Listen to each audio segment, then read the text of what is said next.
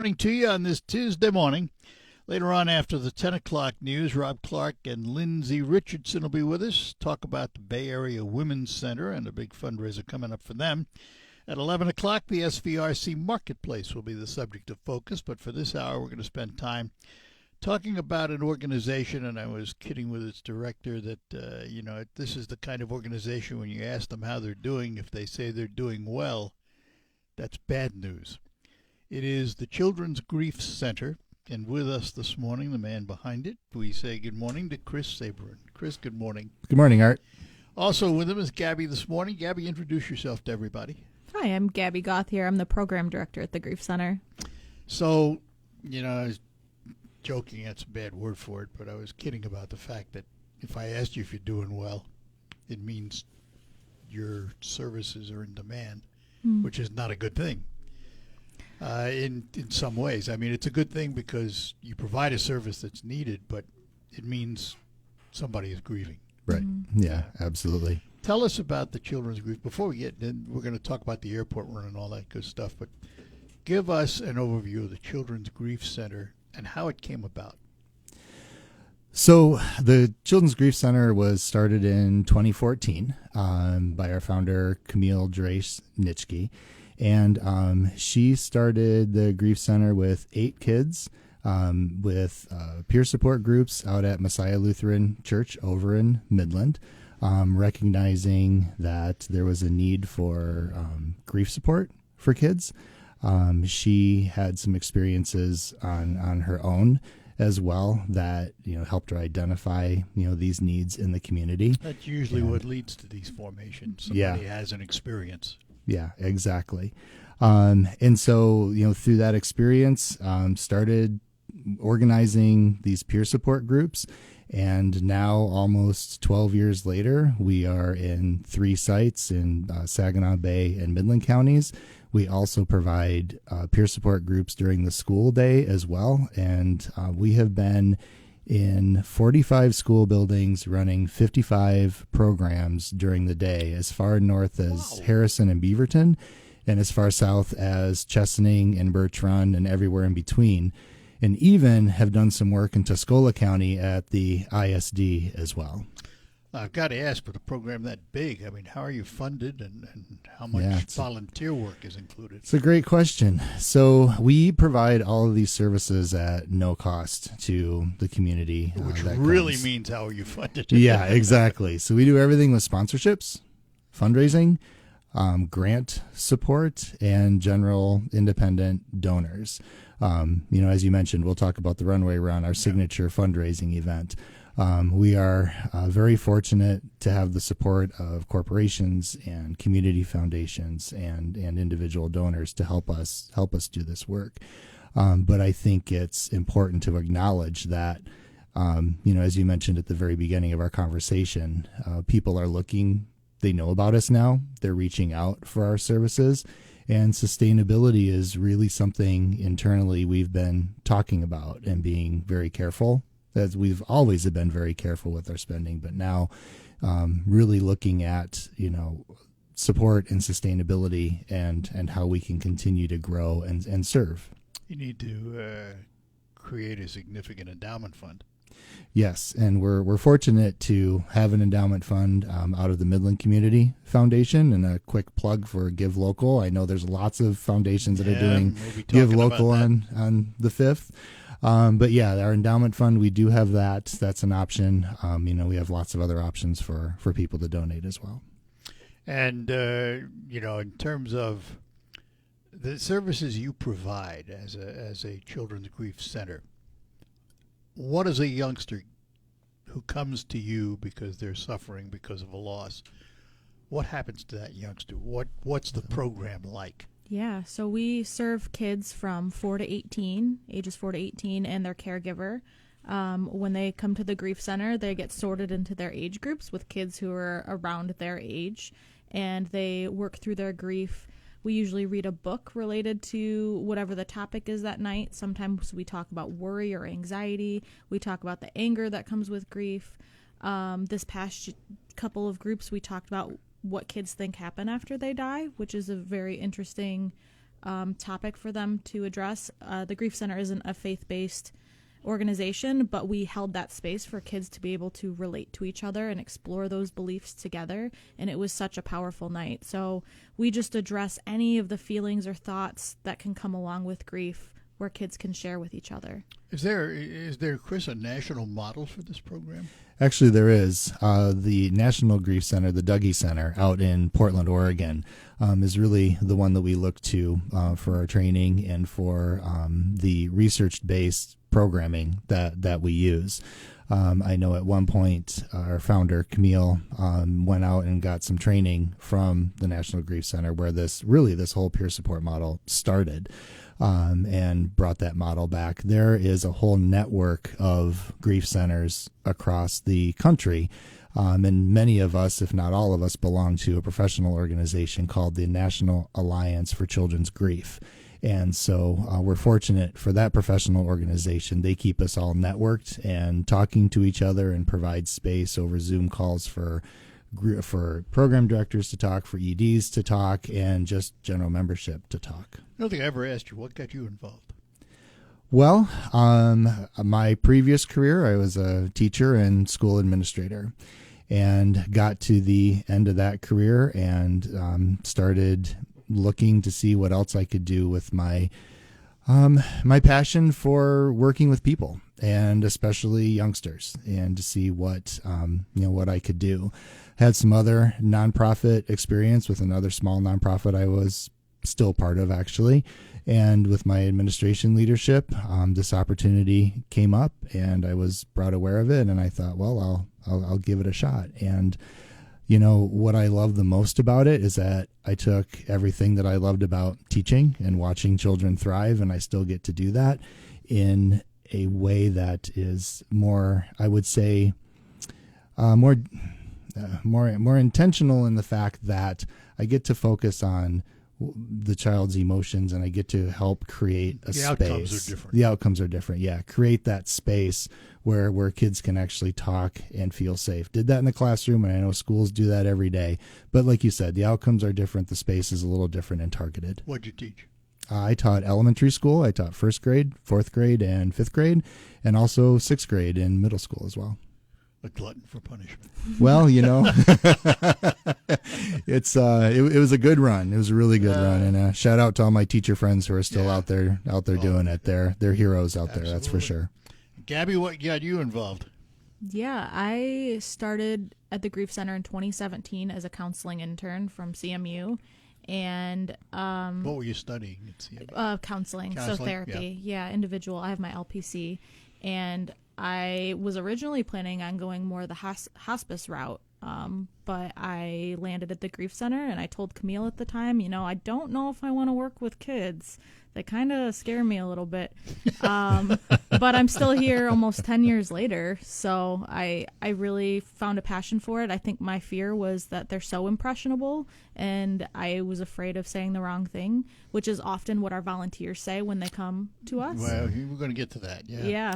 I have to take a break. When we come back, we'll spend some time talking about the airport run first, and then we'll get into some of the other issues. We are talking to Chris and Gabby from the Children's Grief Center, where on the 16th of May, they'll be running the runways. We'll tell you all about that in just a couple of moments. But before we do that, we're in our final week of our Spring Cash Contest, and you have a chance to win $1,000 complimentary alignment check. Just drive in or call and make an appointment and ask for that complimentary alignment check. There are a number of reasons to keep your alignment in good shape, and I've asked John from Quick Lane to tell us about those. John, let's talk alignment. If your vehicle's wheels are aligned correctly, it will not pull to the left or to the right when driving. It also prevents improper tread wear, so your tires last longer. A wheel alignment should be checked often because normal steering wear and tear can cause your alignment to go out in addition to potholes and railroad crossings. A correct alignment also reduces rolling resistance on your tires for better fuel mileage. And, of course, it's safer. John, thanks a lot. Stop in a complimentary alignment check at Quick Lane Freeland on the McDonald Ford property. And don't forget also, If you need tires, they sell all of their tires at just $5 over cost. Quick Lane, Freeland, and McDonald Ford, 2 names standing ready to help you with all your automotive needs in 2026.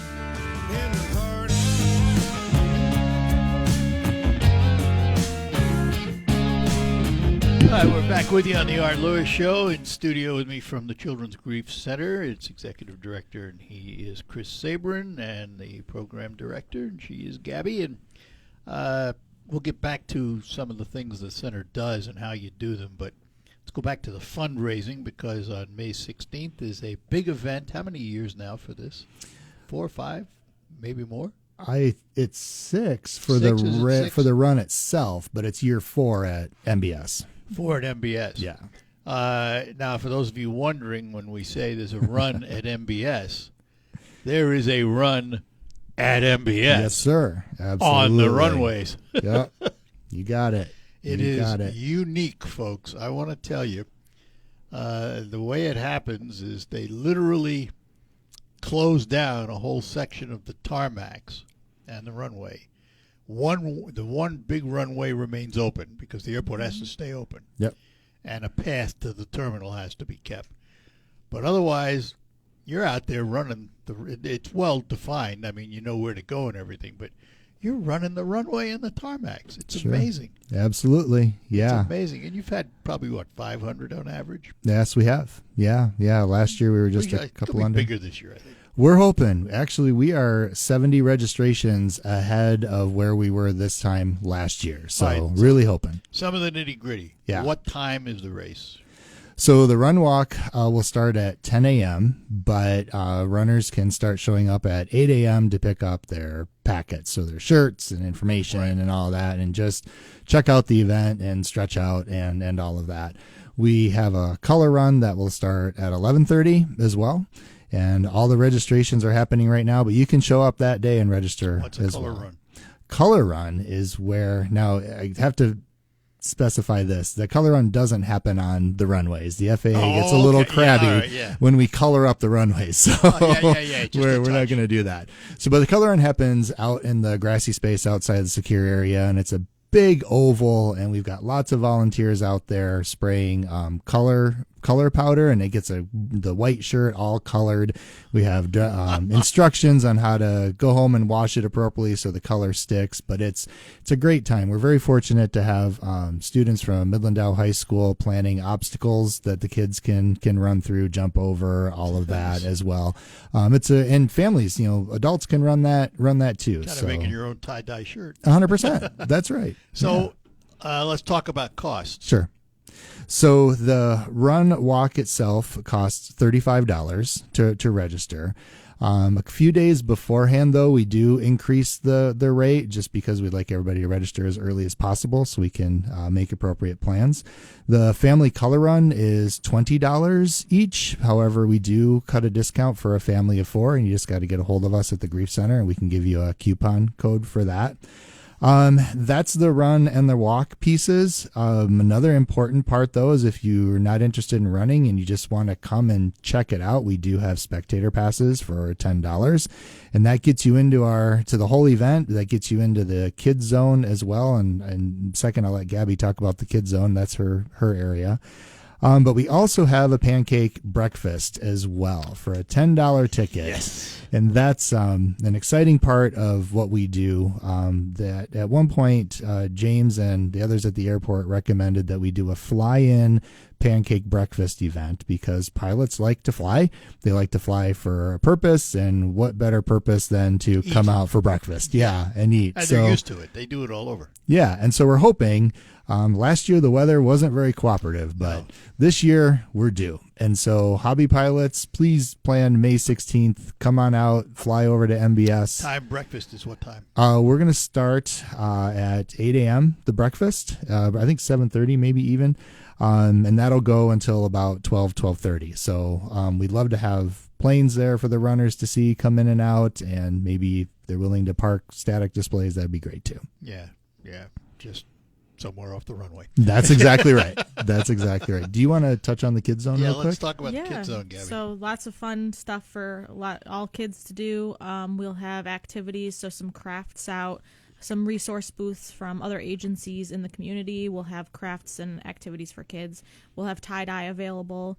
We have bounce houses this year again from A bounce house place. a bounce house place. High Country Thank Jumpers. you so High much. Country High Jumpers. Country Thank you. I Jumpers. wanted Okay, to good give them a folks. shout out. Thank you to them. Yeah, it'll be a really fun day. And the Kids Zone is what time? That is, I believe, from 9 to Yeah, Till we 9 close. till we close. Yeah, 9 to noon. Yeah. Yeah.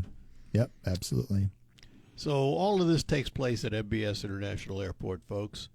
Not in the terminal area, but in the Very important old point. terminal area. Yeah. So you want to go in the old drive road and come around. And there's big parking there. There's lots of Yes. parking. And we have lots of signs to help Yeah. out with that as well. So Yeah. if anybody found the carnival for the Walleye Festival, it's in that area. All right, exactly. Yeah. TSA, you don't have to worry about it. You don't have to go through TSA checkpoint. That's true. That's true.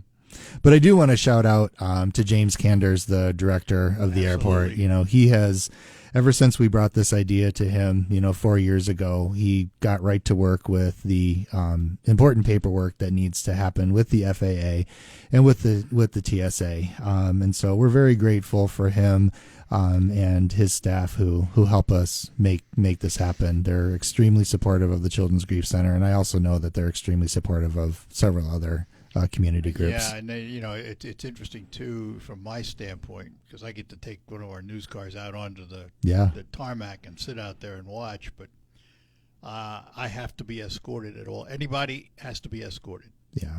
So when I go out there in my car, usually one of the maintenance guys goes with me in a pickup truck, and we sit there and we gab for 3 hours. But it's interesting. It really is interesting.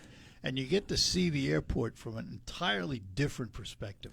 Absolutely. You don't really have a sense of how big the runways are until you are literally standing next right to one there. with a jet taking off right next to you. Absolutely. That's exactly right. And also too, just be able to see the hangars, along by where the Dow hangar is and the Aflight hangar and the Beerline hangar and so on, to be able to see almost up close and personal as you're part of our course is the taxiway right along the operations side of those hangars. And I've told a lot of people that you don't get a chance to see that side of those hangars from Garfield Road or from Freeland Road. And so as you're running the course, it's like you just said, Art, it's a completely different perspective. You get to see other parts of the airport.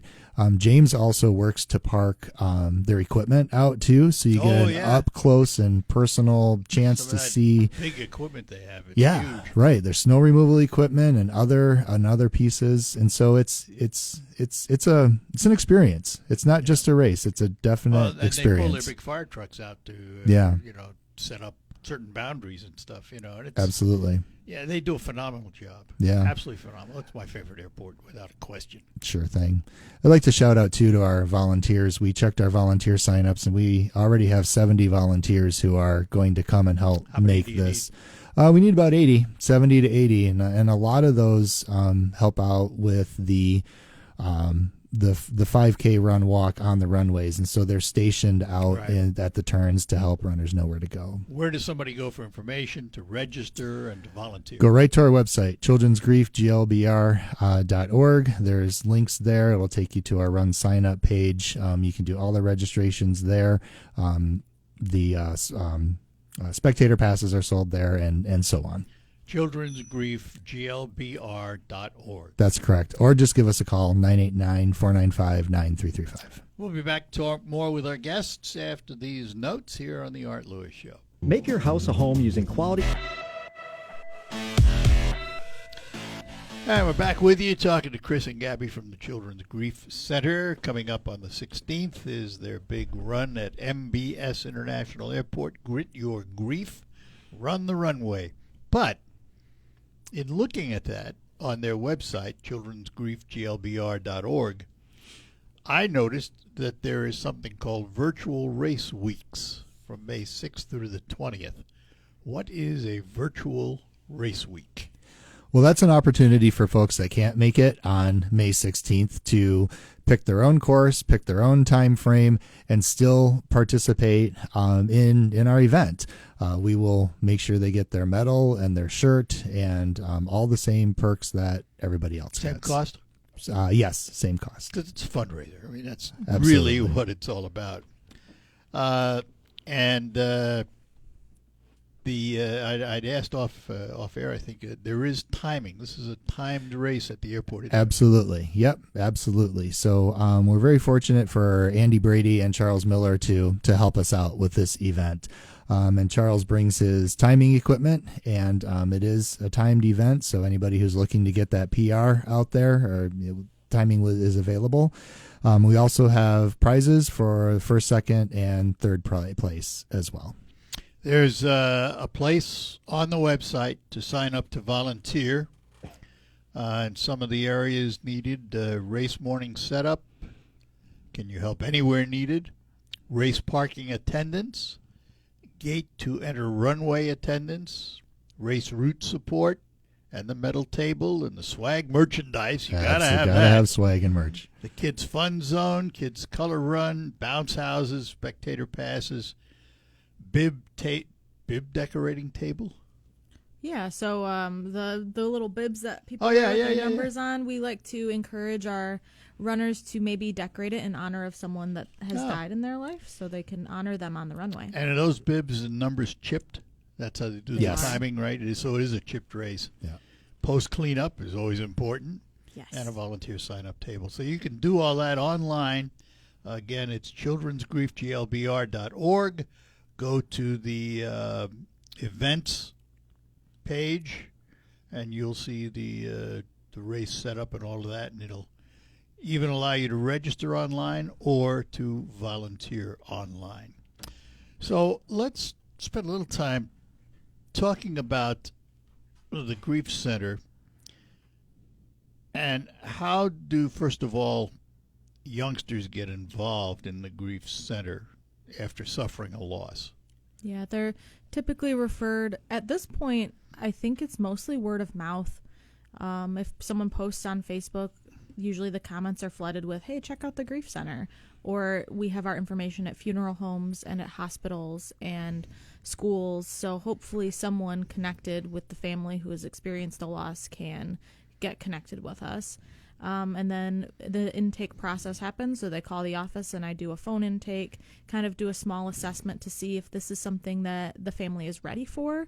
Sometimes I refer them to individual therapy first, but oftentimes we pair very well with individual therapy. So I encourage families to do both. And sometimes in our groups, it'll stir something up for them to talk about with their individual therapist as well.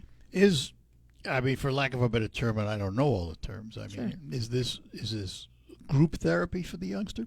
It's technically peer support. So the people who lead the groups are trained facilitators, but they're not therapists. I myself am a therapist, and my coworker Lexi Moulton is MSW. So if anything is concerning that night, or we're there to assess if more help is needed. I assume from that you can also do referrals. Correct, yes. So we have so many trusted agencies in Bay City, Midland, and Saginaw that we can refer families to for individual support. And how old does a youngster have to be before they can take advantage of the Grief Center? 4. So Wow. ages 4 to 18, yeah. It used to be 5, and then we kept sneaking in younger kids, and they did well. If they do well in group, if they understand why they're there and what's going on. Is the group's age appropriate? Mm-hmm. You don't put a 4-year-old with an 18-year-old, for example. No. So they each have their own age group. So 4 to 7 years old about is an age group, and then 7 to 9 or 10, and then middle school and high school. How often do they meet? We meet twice a month from September to May, so we're about to finish up our program season, and then throughout the summer we have drop-in groups. So families who are just getting started, or like they can drop in and see what we're about before enrolling in the full year. And that was going to be my next question. What are the adults doing while all this is going on? Yeah, Or so do they participate or not? they have their own group as well. So the caregiver group meets and they are able to get peer support on their grief, but on how to support their grieving child. It all wraps around the child, though, right? Yes, exactly.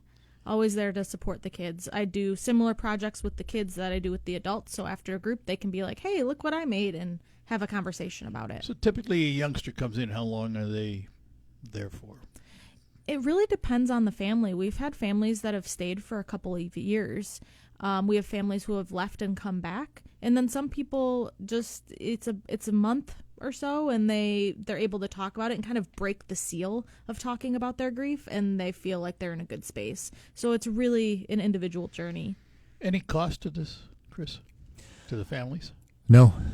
That's why we have our fundraisers. That's why we're writing grants and asking for sponsorships and donors. One of the most powerful ways our families do give back is through their testimonials and their stories. And especially, those that allow us to share those stories with our donors, on our social media, with the grant writing that I do. It's a very, very powerful way to share with the community the space that we do create, the safe space where kids come and can tell their stories. It's a huge way our families give back. Typically, this is a hard question to ask, but what's the greatest loss? Parents? Siblings? I would say parents and honestly dads. Really? I think if I were to, that's just from all the intakes I've done, just thinking about Simply it. because there's more of them. It's funny, but it would seem to me that the mom would be the one that would demand the most grief, but I guess maybe not. I think maybe, and I don't want to, stereotype, but maybe the remaining parent, when it's a mother, is more. Well, she's there, yeah. Yeah, she will bring her kids to services, but that's not saying that we don't have single dads bringing right their kids.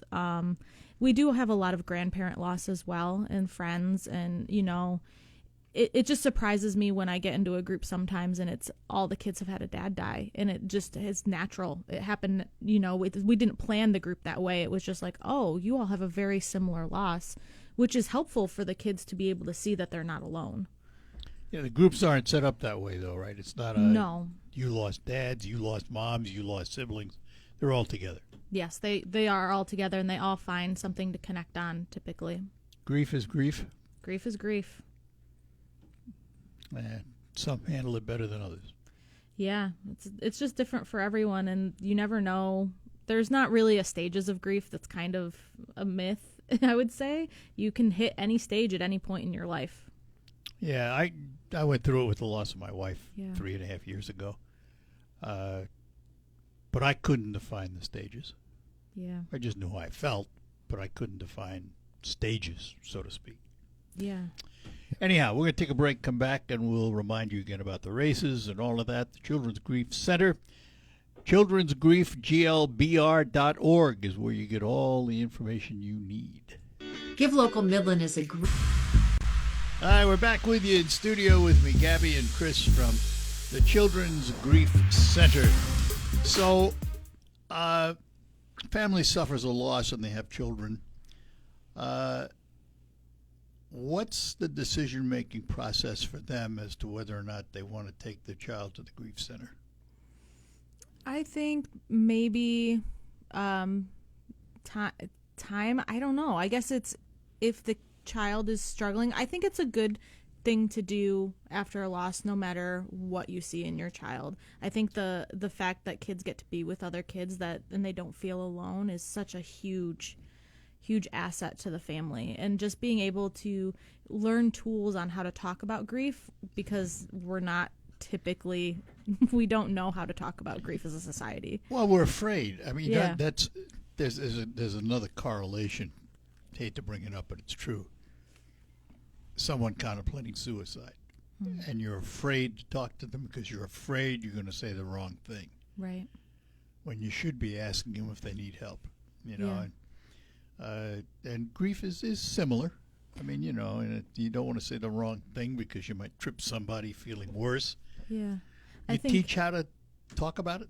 Yeah, we do. And I think the biggest thing is that people, when talking about grief, try to make it better. They try to fix it. Well, that's our natural, Right. you know.